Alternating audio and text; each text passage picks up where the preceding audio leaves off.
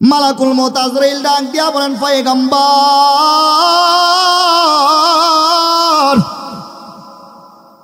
আল্লাহ তাআলা পাঠাইছেন আপনাকে নিয়ে যাওয়ার জন্য। আপনি যদি মনে চায় থাকেন, আর যদি যাইতে ইচ্ছা হয় আপনার জন্য আপনার আশিক অপেক্ষা করতেছে, যাইতে পারেন। আল্লাহর নবী বলেন, কাবলাল আম্বিয়া ওয়া আখিরাতুন ফীহিল মাউত।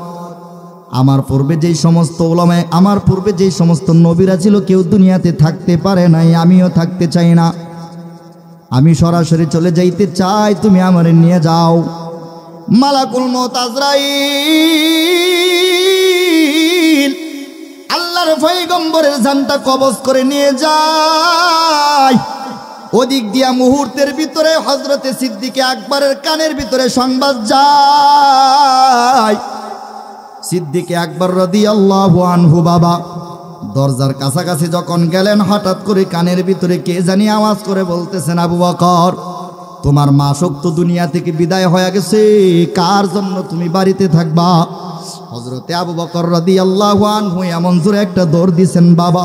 কিতাবের ভিতরে আসছেন, একজন বাবা যখন সন্তান হারায়া পালা, অথবা একটা সন্তান যখন বাবার মৃত্যু হয়ে যায়, সংবাদ শুনিয়া পাগলের মতন দৌড়ায়। হযরতে আবু বকর রাদিয়াল্লাহু আনহু হাতে থেকে মুহূর্তের ভিতরে ব্যাগটা দূরে সরাইয়া আবার মদিনার দিকে দৌড়াইয়া দৌড়াইয়া বাচ্চাদের মতন কান্না করতে করতে মদিনার বাড়ির দিকে রওনা হয়। আল্লাহর নবীর বাড়ির সামনে যখন হযরতে আবু বকর গেলেন বাবা, এলাকার মানুষগুলা ডাকতেছে আর বলতেছে, আবু বকর কি হয়েছেন, আপনি বাচ্চাদের মতন কেন কান্না করেন? আবু বকর ডাক দিয়া বলে, ও দুনিয়ার মুসলমান, একটু মনোযোগ সহকারে শোনো। হযরতে আবু বকর কেন আন-নাজরু ইলাইকা এই কথাটা বললেন? হযরতে আবু বকর রাদিয়াল্লাহু আনহু বাবা দৌড়াইতেছে আর কান্না করেন। আশেপাশে অন্য সাহাবায়ে কেরাম জিজ্ঞাসা করেন, আবু বকর, আপনি এত জোরে জোরে কেন কান্না করেন? জীবনেই তো আওয়াজ করে কোনোদিন কান্না করতে দেখি নাই। হযরতে আবু বকর ডাক দিয়া বলেন, আর আমি দুনিয়াতে থাকতে চাই না। যেই লোকটার জন্য আমি দুনিয়াতে এতদিন ছিলাম, আমার আশিক তো দুনিয়া থেকে বিদায় হয়ে গেছে, আর আমি দুনিয়াতে থাকতে চাই না। আমার দিলটা পুরো টুকরা টুকরা হয়ে গেছে। আল্লাহর নবীর বাড়ির দিকে যখন হযরতে আবু বকর যায়, কিতাবের ভিতরে আসছেন, হযরতে আবু বকর আল্লাহর নবীর দরজার সামনে এইভাবে দাঁড়াইলেন। দাঁড়াইয়া কতক্ষণ কান্না করলেন। এক পর্যায়ে যেন মায়ার নবীর মাথার বরাবর হযরতে আবু বকর বসে গেলেন। হযরতে আবু বকর কান্না করে আর বলে, পয়গম্বর, এইভাবে উড়াল দিবেন আর এভাবে ফাঁকি দিবেন জীবনেও বুঝতে পারি নাই। আবু বকর ডাক দিয়া বলেন, ওগো নবীজি, হিজরতের রাত্রিতে মক্কা ছেড়ে মদিনায় আসলাম। ওই মদিনায় তো আমাকে সফরের সঙ্গী বানাইলেন, হিজরতের সঙ্গিনী আমি আবু বকরকে বানাইলেন। মদিনায় যখন আসলাম, যেখানে যাইতেন আমি আবু বকরকে সাথে নিয়ে যাইতেন। যখন খাবার খাইতেন আমি আবু বকরকে খাবার খাইতেন। যখনই যেখানে যাইতেন আমি আবু বকরকে ছাড়া যাইতেন না। ওগো পয়গম্বর, তাহলে আজকে কেন আমি আবু বকরকে রেখে দুনিয়া থেকে বিদায় হয়ে গেলেন? ওগো নবীজি, আপনিও আমাকে নিয়ে গেলেন না কেন? কান্নাকাটি করতেছেন মুসলমান ভাই। মৃত্যুর আগ পর্যন্ত কোন সাহাবী আল্লাহর নবীর সাথে থাকতে পারে নাই। একজন সাহাবী হযরতে আবু বকর, যিনি দোয়া করলেন আন-নাজরু ইলাইকা, দোয়া কবুল করলেন আমার আল্লাহ। মৃত্যুর আগ পর্যন্ত আবু বকরকে আল্লাহ তাআলা নবীর সাথেই কবুল করলেন, বলেন সুবহানাল্লাহ। وقال رسول الله صلى الله عليه وآله وسلم إن أطعرف عند الله وشعرة الدين والقيوم أو كما قال النبي عليه الصلاة والسلام إن الله وملائكته يصلون على النبي يا أيها الذين آمنوا صلوا عليه وسلموا تسليما اللهم صل على محمد وعلى آل محمد। আমরা সকলে দুরূদে ইব্রাহিম পারি তো? তাহলে মহাব্বতে দুরূদে ইব্রাহিম পড়ি। আল্লাহুম্মা সাল্লি আলা মুহাম্মাদি ওয়া আলা আলি মুহাম্মাদ كما صليت على إبراهيم وعلى آل إبراهيم إنك حميد مجيد اللهم بارك على محمد وعلى آل محمد كما باركت على إبراهيم وعلى آل إبراهيم إنك حميد مجيد درو पे हंस करा हम रोशने मा दिल करा कल्बेरा नूर रोशन आदिकारे औलिया बलगल उला बिकमालिही कशफद्दुजा बिजमालिही हसनत जमीउ खिसालिही सल्लु अलैहि व आलिही सुब्हानक ला इल्म लना इल्ला मा अल्लमतना सुब्हानक ला इल्म लना इल्ला मा अल्लमतना इन्नका अंतल अलीमुल हकीम रब्बि शुरह ली सदरी व यस्सिर ली अम्री वहलुल उक़दतम मिन लिसान واحلل عقدة من لساني يفقهوا قولي وبك نستعين يا مستعان তাহজিবুল বানাত মহিলা মাদ্রাসার উদ্যোগে আয়োজিত ইসলামী মহাসম্মেলন ওয়াজ ও দোয়ার মাহফিলের সম্মানিত সভাপতি প্রধান অতিথি বিশেষ অতিথিবৃন্দ আমার সামনে অপবিষ্ট দূর দূরান্ত থেকে আগত আল্লাহ পাকের আশিকিন জাকিরিন শাকিরিন মুহিব্বিন মুত্তাকিন মুরব্বিন আওয়াম কাবিল ইহতারাম হযরত উলামায়ে কেরাম আমরা সর্বপ্রথম বিশ্ব প্রতিপালক বিশ্ব মালিকের বিশ্ব দরবারে শুকরিয়া আদায় করি জাল্লা সুবহানাহু ওয়া তাআলা ফিতনার জামানায় গুনাহের জামানায় কঠিন লগ্নে হাজারো প্রতিকূলতার মাঝে সমস্ত কাজকাম থেকে ফারেক করে যেই সময় মুসলমানের সন্তানেরা গুনার দিকে ধাবিত হচ্ছে নেক কাজ থেকে বঞ্চিত হচ্ছে এমন একটা কঠিন লগ্নে আল্লাহ পাক রব্বুল আলামিন পৃথিবীর শ্রেষ্ঠ জায়গা জান্নাতের বাগানে আমাদেরকে বসার তৌফিক দান করেছেন আল্লাহ পাক যে আমাদেরকে এত সুন্দর একটা মজমায় বসার তৌফিক দিয়েছেন এতে কি আমরা খুশি না বেজার যদি আওয়াজ দিয়ে বলে আমার মনে হয় খুশি না যদি খুশি থাকতেন যেই পরিমাণে পুরুষ রাস্তাঘাটে দোকানে আড্ডায় আছে আজকের এই মাহফিল এখানে দেওয়া হয়েছে এজন্য অনেকেই খুশি না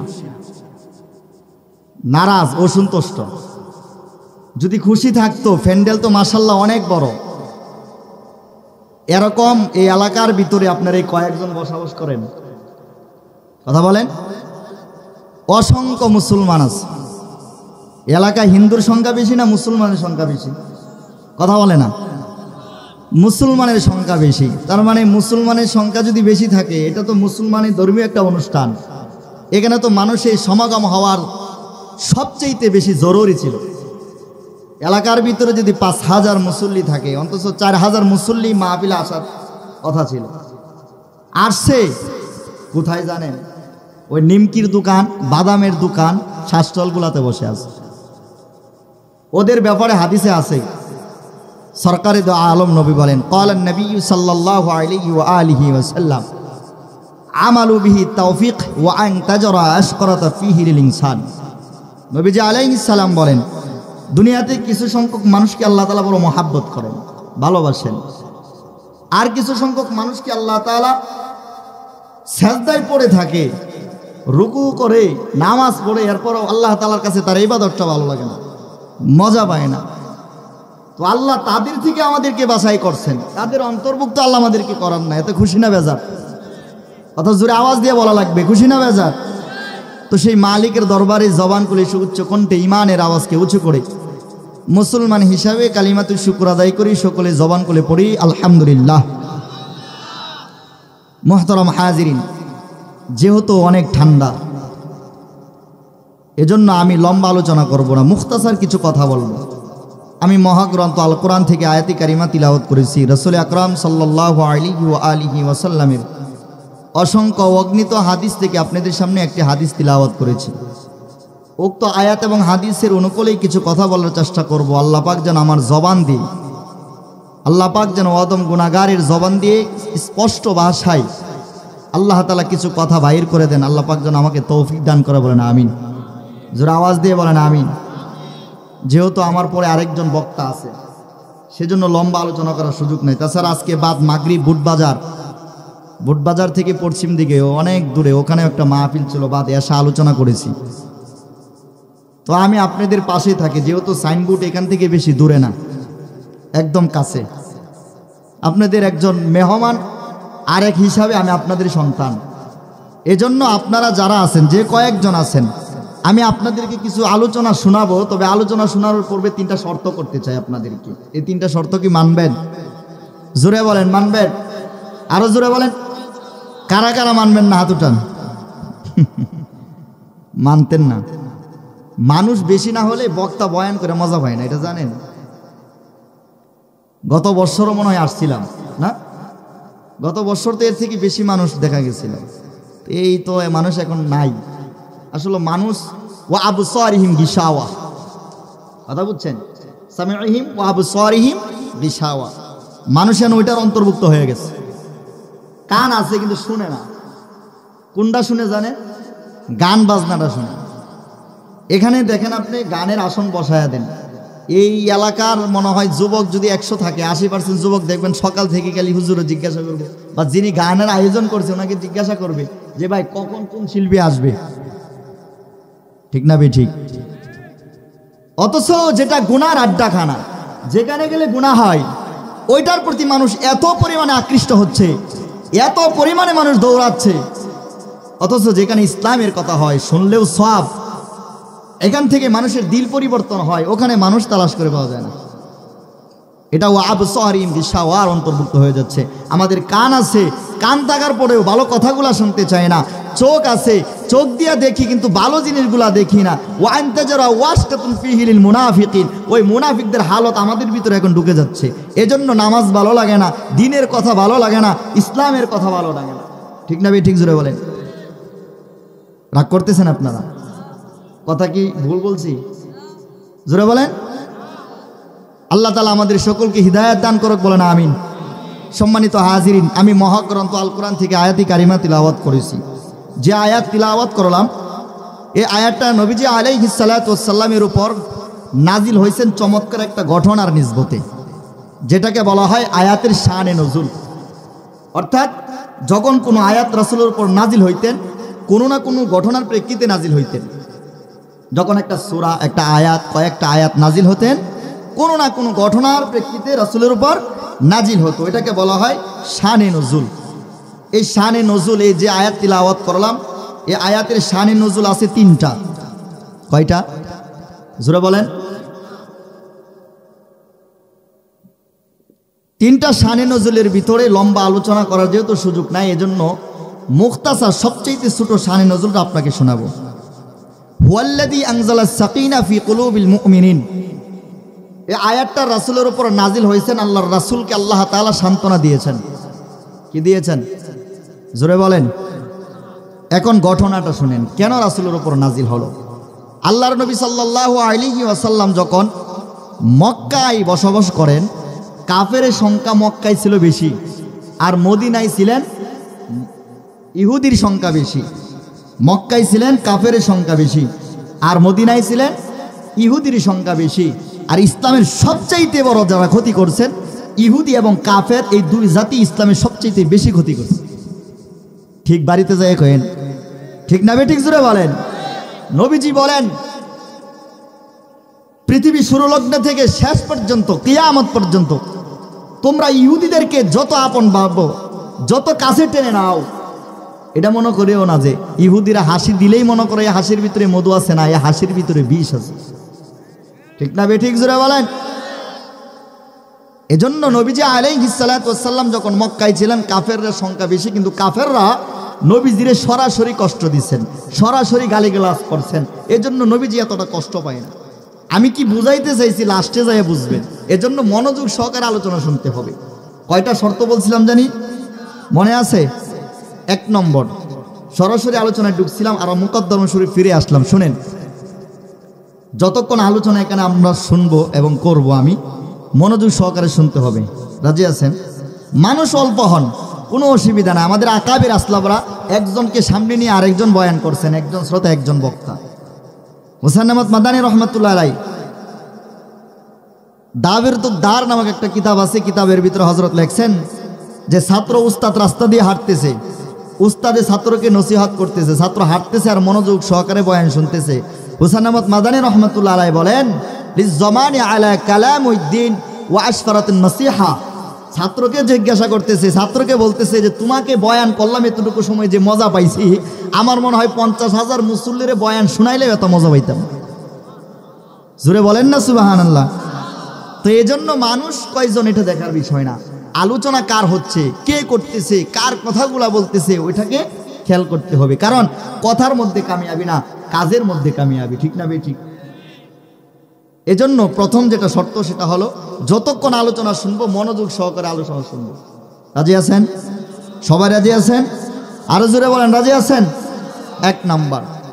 2 নাম্বার, যতটুকু আলোচনা করব প্রথমে আমি আমল করার চেষ্টা করব, এরপরে আপনারা আলোচনা শুনবেন এবং আমল করবেন। রাজি আছেন? কারণ অধিকাংশ আমল কমে গেছে, আলোচনা বেড়ে গেছে। এখন বক্তা হওয়া সহজ, কথা বুঝেন না?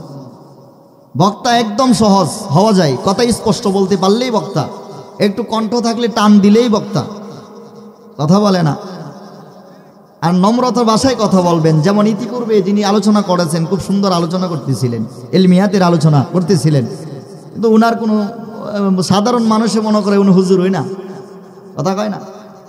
আর একটু টান টুন মারবো, দেখবেন যে মানুষের অভাব নেই। তো আমল দেখতে হবে। কামিয়াবি তো কাম সে হোগি না হুসনে কালাম সে হোগি, কামিয়াবি তো কাম সে হোগি না হুসনে কালাম সে হোগি। কথার মধ্যে কামিয়াবি না কাজের মধ্যে কামিয়াবি? কথা বলেন, কথা বলেন। কাজের মধ্যে কামিয়াবি। এজন্য আমি যতক্ষণ আলোচনা করব আমল করার চেষ্টা করব, আপনারাও শুনবেন, আমল করবেন। রাজি আছেন? 3 নম্বর, কে উঠা বসা করতে পারবেন না। একজন উঠে যাবেন তো রাগ হয়ে যাবেন। আগে প্যান্ডেলের ভিতরে তালা লাগাই, এরপরে বয়ান করুন। কারণ আমার কথা একটু মেজাজি হয়, একটু কড়াকড়ি কথা বলি, এজন্য অনেকেই উঠে চলে যায়, যে কারণে উঠা যাবে না। যতক্ষণ আলোচনা করবো শুনবেন তো? সবাই শুনবেন তো? আল্লাহ তাআলা আমাদের সকলকে তৌফিক দান করো, বলেন আমিন। মুহতারাম হাজিরিন, আয়াতের শানে নজুল আসুন। নবীজি আলাইহিস সালাতু ওয়াস সালাম কাফেরদের অত্যাচারে মক্কা ছেড়ে মদিনায় গেলেন। মদিনায় যখন গেলেন, মদিনার মানুষগুলো আস্তে আস্তে দ্বীনের দাওয়াত নবীজি যাদের কাছে যায়, তাদের থেকে কিছু মানুষ নবীজির বিরুদ্ধে চলে যায়। তারাও যখন নবীজির বিরুদ্ধে চলে যায়, এক পর্যায়ে আল্লাহ তাআলা তো ইসলামকে জয় করবেন, ইসলামের বিজয় হবে, এটা কে জানে? জোরে বলেন না কেন? যেমন আমার দেশে শিক্ষার্থীরা এমন এক হুঙ্কার আর এমন এক আন্দোলন করছে, স্বৈরাচার সরকার আকাশ দিয়ে উড়াল দিতে বাধ্য হয়েছে। আমাদের দেশের সবক অর্জন করছেন এবার কারা? কথা বলেন না। আরে আরেক দেশের দেশ স্বৈরাচার 54 বছর পর্যন্ত রাষ্ট্র পরিচালনা করলো না সিরিয়ায়, আমাদের কাছ থেকে শিখছে। এটা ওরা আন্দোলন করছে। আল্লাহ কয় এভাবে আমি সিস্টেম আস্তে আস্তে সব দূর করব। এভাবে এক সময় ইসলামের ডান্ডাবাহী পতাকা গোটা পৃথিবীতে আল্লাহ তাআলা ইসলামের পতাকাকে উদ্ধৃত করবেন। সুবহানাল্লাহ বলেন। নবীজি আলাইহিস সালাতু ওয়াস সালামের কিছু সংখ্যক মানুষ বিরুদ্ধে যাওয়া শুরু করে দিল। যখন বিরুদ্ধে যাইতে শুরু করছে, এবার আল্লাহ তাআলা নবীজিকে সান্ত্বনা দেয়, টেনশন কেন? দায়িত্ব আপনার পৌঁছে দেওয়া, বাকি যত কাজ করা সব করব আমি আল্লাহ। বলেন না সুবহানাল্লাহ। এক পর্যায়ে, লম্বা ঘটনা সংক্ষিপ্ত করি, এক পর্যায়ে আল্লাহ তাআলা মক্কা এবং মদিনার দুটোটাই কি বিজয় দিয়েছেন। আল্লাহর রাসূলকে আল্লাহ তাআলা গোটা মক্কা মদিনার প্রেসিডেন্ট বানায় দিয়েছেন। সুবহানাল্লাহ। আসতে গেলে তো বয়ান চলবে না, মিয়া জোরে বলেন সুবহানাল্লাহ, জোরে বলেন। নবীজি আলাইহিস সালাম মক্কা এবং মদিনার নেতা, প্রধানমন্ত্রী। কি মন্ত্রী? জোরে বলেন। এটা তো একটা পরিচিত ডাক, তাই না? নবীজি মদিনাও জয় করলেন, ফাতা করলেন, মক্কাও জয় করলেন, গোটা মক্কা মদিনার প্রধানমন্ত্রী এখন সরকারে দো আলম, বলেন সুবহানাল্লাহ। এখন নেতা হইছেন নবীজি। কষ্টের সময় যে সমস্ত সাহাবায়ে কেরাম নবীজির সাথে ছিল, নবীজি তাদেরকে বলে নাই, আপনাকে আমাকে আমাদের লিডাররা বলে যেতে পারে, নবীজি দুঃখের দিনে যারা ছিল তাদেরকে প্রকৃত বন্ধু বানাইছেন সুখের দিন। সুবহানাল্লাহ বলেন। এজন্য আল্লামা রুমি রহমাতুল্লাহ আলাইহি বলেন, হামারা আন্দুজা কানি ইয়াদ রাহে কে আউলিয়া মোহাব্বত আকার মাশাহি দৌলতে দর আম্বিয়া। আল্লাহু আকবার বলেন না। আল্লামা রুমি বলেন, দুঃখের দিনে যিনি তোমার কাছে থাকে, সুখের দিনে তুমি তাকে ভুলে যেও না, কারণ দুঃখের দিনে যেই ব্যক্তিটা তোমার পাশে আছে উনি একমাত্র সুখের দিনে বন্ধু হওয়ার অধিকার রাখে। ঠিক না বেঠিক জোরে বলেন। নবীজি আলাইহিস সালাম প্রধানমন্ত্রী হয়েছেন। আল্লাহর নবী এবার মসজিদের নববীতে সমস্ত সাহাবায়ে কেরামদেরকে মিটিং করবেন। সমস্ত সাহাবায়ে কেরামের কাছে চিঠি পাঠাইছেন, যেটাকে বলা হয় সমস্ত সাহাবায়ে কেরাম মসজিদের নববীতে একসাথে হয়েছেন, মত বিনিময় সভা নবীজি করবেন। কি সভা? কার কোন হালত এটা নবীজি জানবেন। আপনাদের নেতা এরকম পাইছেননি? হ্যাঁ, কোনোদিন আসছেনি আপনার বাড়িতে যে চলো তুমি কোন হালতে আসো, কি করো, জিজ্ঞাসা করছেন? কথা হয় না। আবার দেখবেন এই নেতার প্রশংসা করতে করতে মুখে ফেনা উঠে লেগেছে, আবার ওই নেতা চলে গেছে, ক্ষমতাই নাই, এরপরও কিছু সংখ্যক তার চান ছাড়া মাঝে মাঝে এমন একভাবে ধারায়া যায়, এককভাবে একক রূপ ধারণ করে মুসলমানদের মধ্যে দ্বন্দ্ব লাগাইয়া দেয়। ঠিক না বেঠিক জোরে বলেন? জানেন না দেশের অবস্থা কি হইতেছে? এখন তো সবাই সরকার, এজন্য ওরাও সরকার সাজছে সীমিত সময়ের জন্য। কথা কন। নবীজি আলাইহিস সালাম সবাইকে ডাকলেন, লম্বা আলোচনা হয়ে যাবে, এজন্য এত কিছু শাখা পোশাকা বাইর করার সুযোগ নেই। নবীজি ডাকছেন প্রসিদ্ধ চারজন সাহাবীকে। আল্লাহর নবী একদম প্রথম কাতারে সুন্দর করে বসাইছেন। আপনারা জানেন প্রসিদ্ধ সাহাবী কয়জন? জোরে বলেন না। হযরত উমর, হযরত আবু বকর, হযরত উসমান, হযরত আলী কাররামাল্লাহ, চারজনকে বসাইছেন। এবার নবীজি সমস্ত গরিব সাহাবীদেরকে জিজ্ঞাসা করতেছেন, ও সাহাবায়ে কেরাম, তোমাদের হালতটা কি? এখন তোমরা কি চাও? তোমরা যেটা চাও আজকে আমি সেটাই দিব, কারণ আজকে বাইতুল মালের দায়িত্ব আমার, আজকে মক্কা মদিনার দায়িত্ব আমার, আজকে গোটা মক্কা মদিনা আমার কথায় উঠা বসে। সুতরাং মক্কা থেকে যারা হিজরত করে মদিনায় আসছো, অনেক কষ্ট করেছো, আজকে তোমাদেরকে আমি একটু আনন্দ দিব। কি চাও তোমরা আমার কাছে চাও, আমি নবীজি দিতে বাধ্য হব। সুবহানাল্লাহ বলেন। একক সাহাবায়ে কেরাম এককটা নবীজির কাছে চাইছেন। চাইতে চাইতে চাইতে চাইতে চাইতে চাইতে যে আয়াতটা, যে হাদিস আয়াত পড়লাম, ওই আয়াতটা কোন সাহাবীর ঘটনা প্রেক্ষিতে নাজিল হয়েছেন এটা বলি। বলতে বলতে বলতে বলতে বলতে বলতে সর্বশেষ সিদ্দিকে আকবর হযরতে আবু বকরের কাছে আসছে। আল্লাহু আকবার বলেন। নবীজি আবু বকরকে বলতেছে, আবু বকর, সবাই তো একটা একটা করে চাইছে, কেউ একটা এলাকার নেতা হইতে চাইছে, কেউ একটা ওয়ার্ডের নেতা হইতে চাইছে, কেউ মাসিক বেতন ধরার জন্য বলছে, আবার কেউ চাউল ডাউলের দায়িত্ব নিছে, তুমি কি পছন্দ করো তুমি বলো। আবু বকর রাদিয়াল্লাহু তাআলা আনহু একদম মিসরের দিকে তাকাইয়া একটা মুস্কি হাসি মারছেন। আল্লাহু আকবার বলেন। আবু বকর বল, নবীজি বলবো? নবীজি বলেন বলো। বলবো? নবীজি বলেন বলো।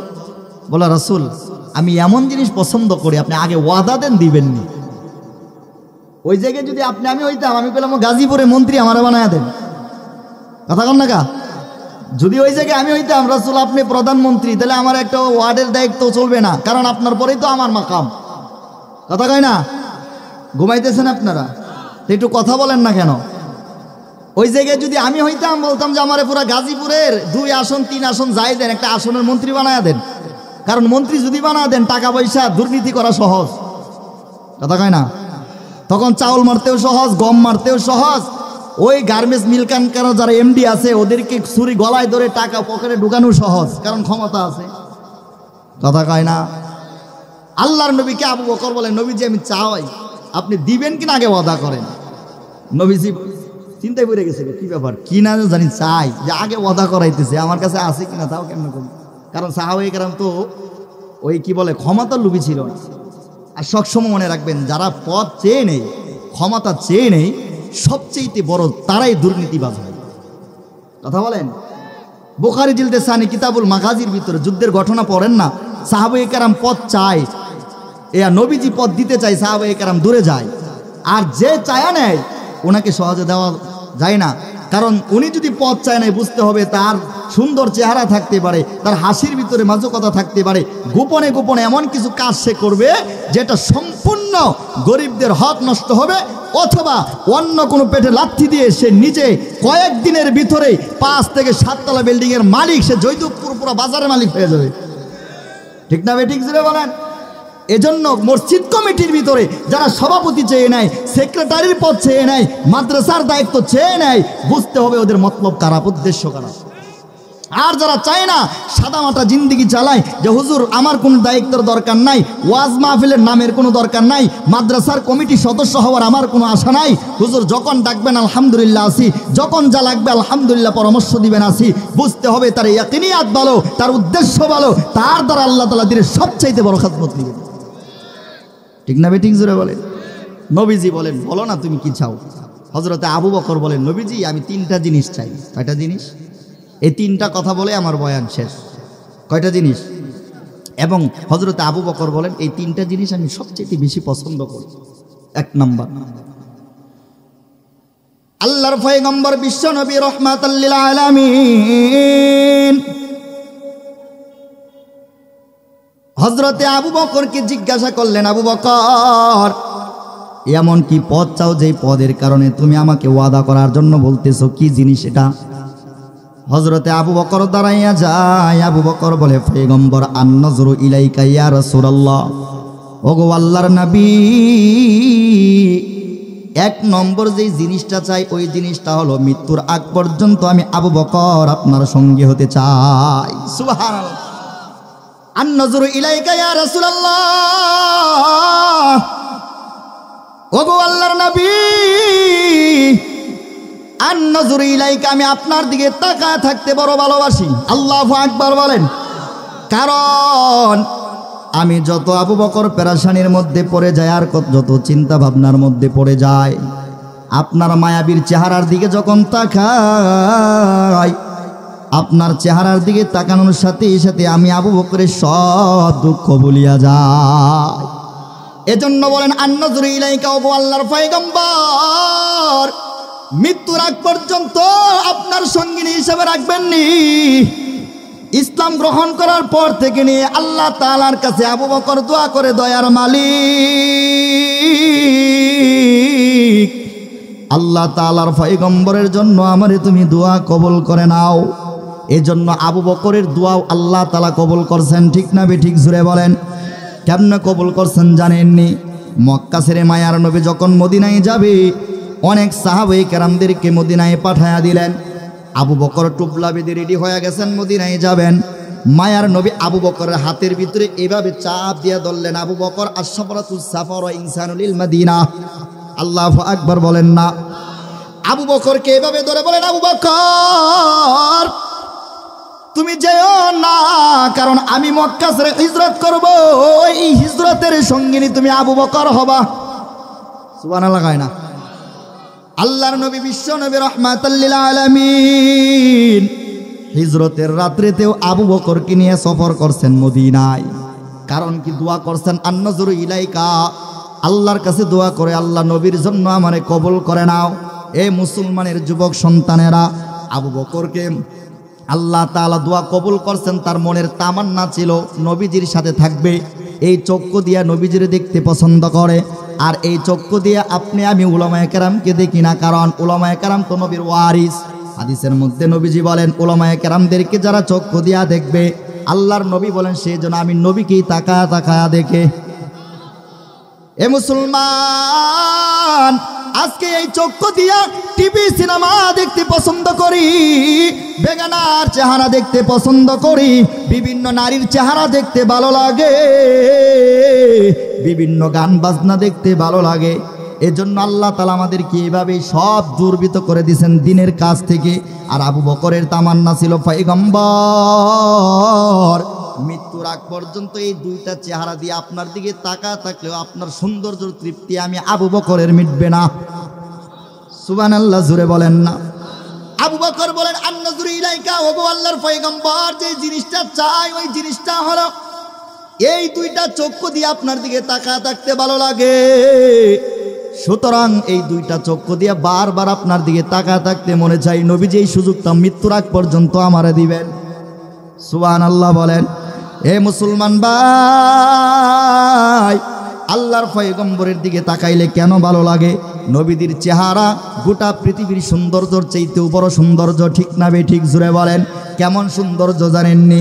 হযরতে আবু বকর রাদিয়াল্লাহু আনহুকে আল্লাহর নবী জিজ্ঞাসা করেন, এরে আবু বকর, আন-নাযরু ইলাইকা শব্দ কেন ব্যবহার করলা? আমার দিকে তাকায় থাকতে তোমার ভালো লাগে, বুঝলাম না। হযরতে আবু বকর বলেন, জামালে মুহাম্মদ কামালে দুনিয়া। আল্লাহু আকবার বলেন।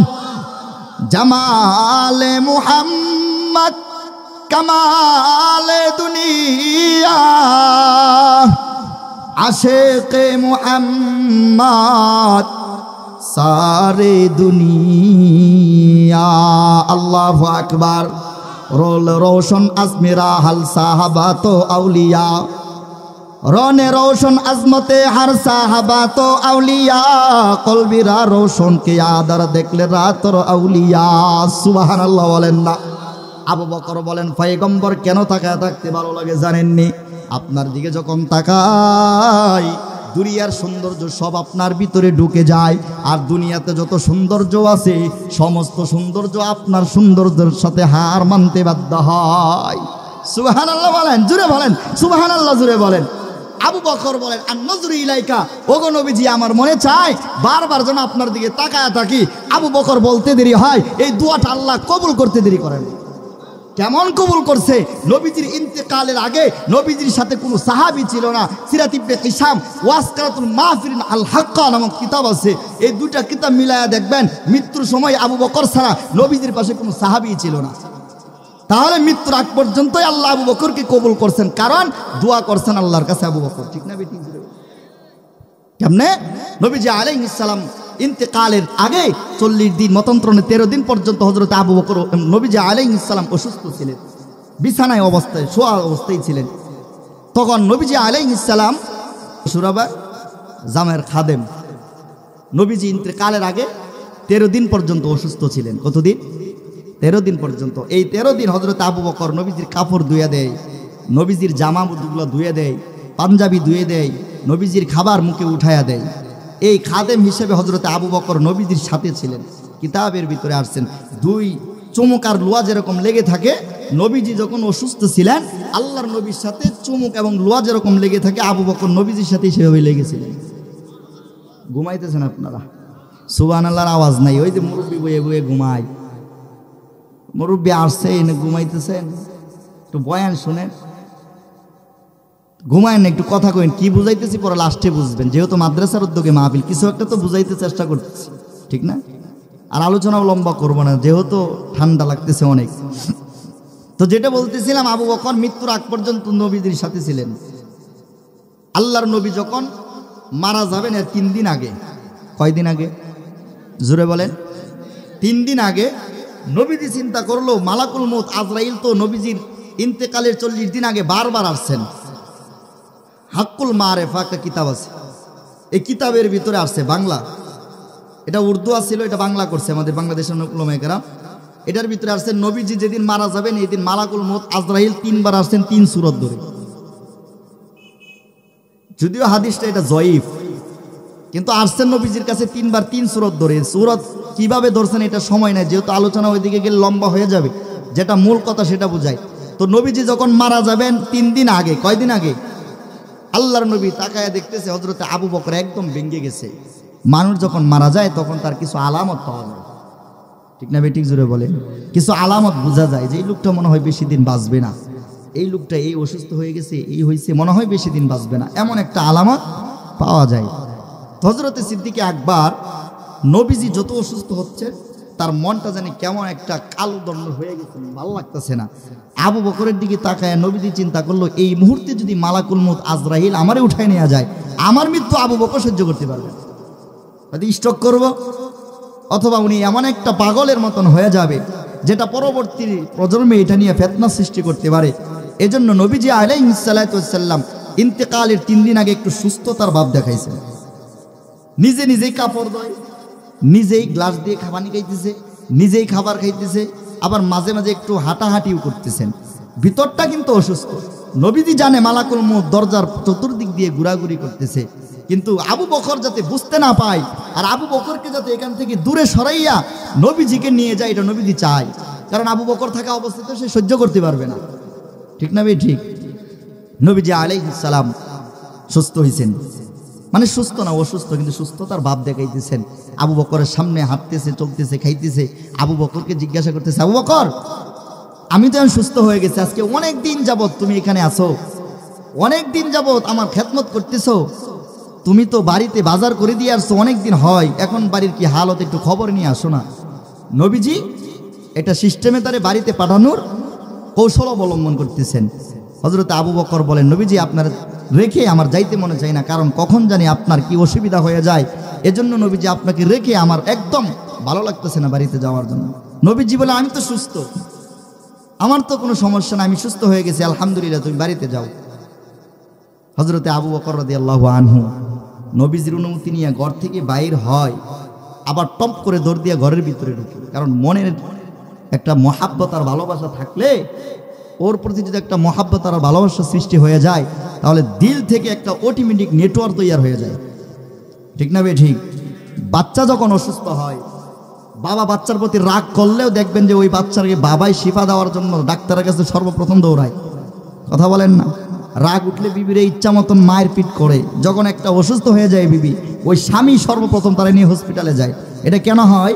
বলে এটা তাআল্লুক আছে, একটা দিলে দিলে অন্তরে অন্তরে একটা তাআল্লুক আছে, এজন্য, ঠিক না ভাই? ঠিক। এটা কুদরতি নিজাম, আল্লাহ তাআলা এইভাবেই পৃথিবীটাকে ইন্তিজাম করেছেন, ঠিক না? তো হযরতে আবু বকরের দিলের ভিতরে কেমন জানি লাগতেছে, বাইর হয়, আবার দৌড় দিয়ে আসে। আমি কিন্তু শানে নজরুল বলতেছি, বুঝছেন ভালো কথা, শানে নজরুল শেষও করি নাই, এক সাইডে রাখছি, পরে বুঝবেন। তো হযরতে আবু বকর রাদিয়াল্লাহু আনহু, হযরতে আবু বকর রাদিয়াল্লাহু আনহু সাথে সাথে মুহূর্তের ভিতরে আবার দৌড় দিয়ে পড়েন। নবীজি আবার টপ করে দাঁড়ায় যায়, কি আবার আসছো কেন? এখান থেকে যাও, তুমি বাড়িতে চলে যাও। মুসলমান ভাই, নবীর উম্মত হযরতে আবু বকর রাদিয়াল্লাহু আনহু হাতের ভিতরে বাজারের ব্যাগ নিয়ে বাড়ির দিকে যখন রওনা হয়, কিতাবের ভিতরে আসছেন বাবা, বাড়ির পাশাপাশি যখন চলে গেলেন, একদম কাছাকাছি যখন হযরতে আবু বকর চলে গেলেন, এদিক দিয়া মালাকুল মউত আজরাইল পয়গম্বরের দরজার সামনে হাজির হয়ে গেছেন, পয়গম্বরের কাছে চলে আসছেন। মালাকুল মউত আজরাইল ডাক দিয়া বলেন, পয়গম্বর,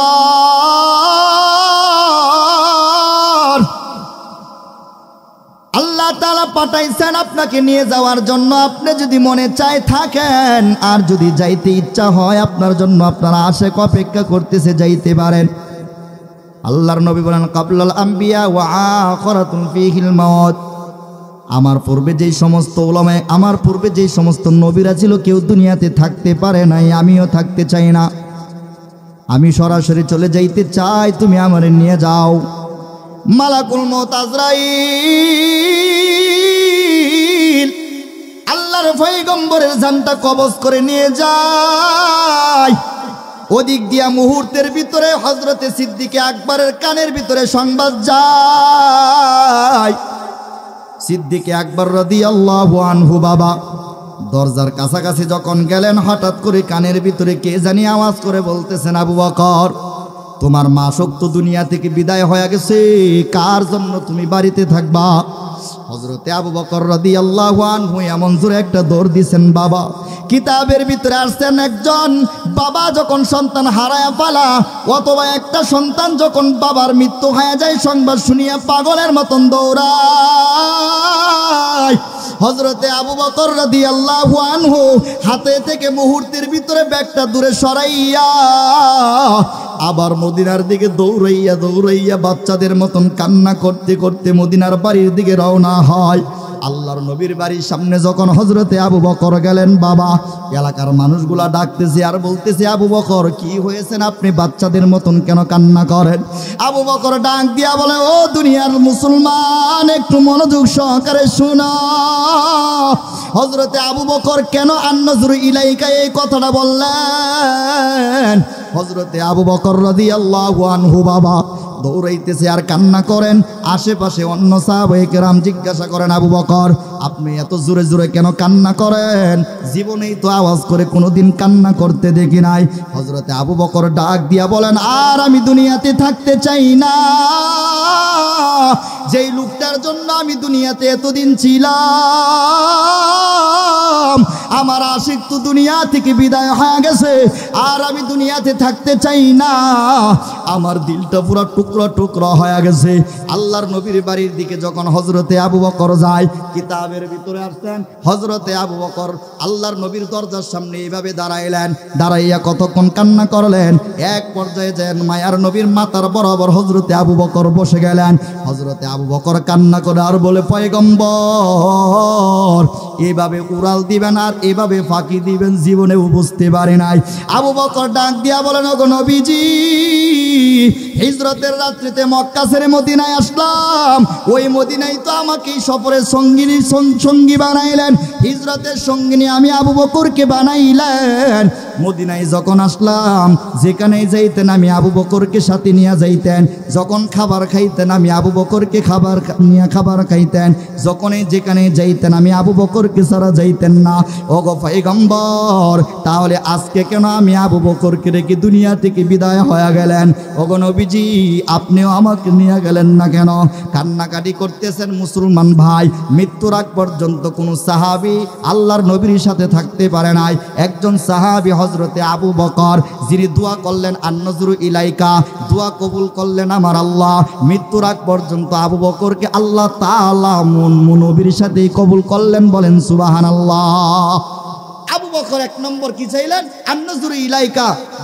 হুজুর আছে আন-নজরু ইলাইকা, এক নম্বরে আমি চাই আপনার সাথে সাথে থাকতে, আপনাকে দেখতে আমি ভালো লাগে। দুই নম্বর আত-তাআম হাজরাতুন হালালুহু, নবীজি আপনি এমন একটা কৌশল আমাকে শিখাইয়া দিবেন যে মৃত্যুর আগ পর্যন্ত হালাল খাবার আমার পেটের ভিতরে ঢুকে। ও মুসলমান, কবুল হবে আপনার দোয়া যদি খাবারটা হালাল থাকে, ঠিক না বেঠিক? যাই হোক, হযরতে আবু বকর দুই নম্বরে এটা চাইলেন। তিন নম্বরে হযরতে আবু বকর বলতেছেন, নাফসিকা আনতারা তুআমি ওয়া আসখারাতুল কাবরাতুন ইনদাল্লাহ। নবীজি আলাইহিস সালাতু ওয়াস সালামের কাছে হযরতে আবু বকর বলেন, নবীজি আপনি আমাকে এমন একটা সিস্টেম শিখাইয়া দিবেন, এমন একটা জিনিস আমাকে দিবেন যে মৃত্যুর আগ পর্যন্ত আমি আপনার এই দ্বীনের কাজে লেগে থাকতে পারি। ওটা কি? দ্বীনের যে সমস্ত কাজ নবীজি করছেন, এই তিনটা জিনিস চাইছেন। মজলিসের ভিতরে আল্লাহ তাআলা দোয়া কবুল করলেন। নবীজি সহ সমস্ত সাহাবায়ে কেরামদেরকে আল্লাহ তাআলা সুসংবাদ জানায়া দিলেন, হুয়াল্লাযী আনজালাস সাকিনা ফি কুলুবিল মুমিনিন, বলেন সুবহানাল্লাহ। মুহূর্তের ভিতরে মালাকুল মউতের মাধ্যমে, মুহূর্তের ভিতরে জিবরাইল আলাইহিস সালাতু ওয়াস সালামের মাধ্যমে আল্লাহ তাআলা আয়াতটা নাজিল করলেন, বলেন সুবহানাল্লাহ। এই আয়াত নাজিল হয়ে গেল। তো আমাদেরকেও আল্লাহর রাসূল সাল্লাল্লাহু আলাইহি সাল্লামের উপরে আয়াত নাজিল হয়ে আল্লাহ তাআলা আমাদেরকে শিক্ষা দিতেছেন যে আমি মুমিনদের অন্তরে অপ্রশান্তি দিয়েছি।